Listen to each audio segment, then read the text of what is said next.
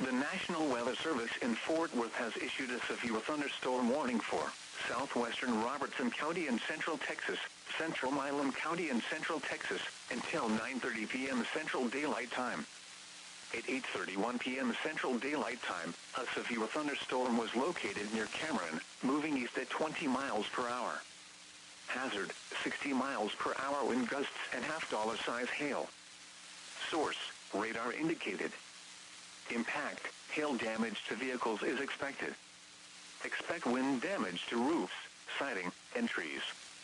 Locations impacted include Cameron, Hearne, Calvert, Buckholts, Milano, Crossroads, Silver City, Hoyte, Jones Prairie, Hanover, Minerva, Ben Arnold, Maysfield, Pettibone, Burlington, Munford, Branchville and Gause.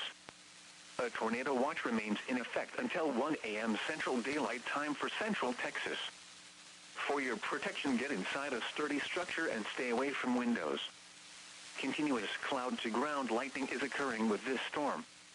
Move indoors immediately. Lightning can kill,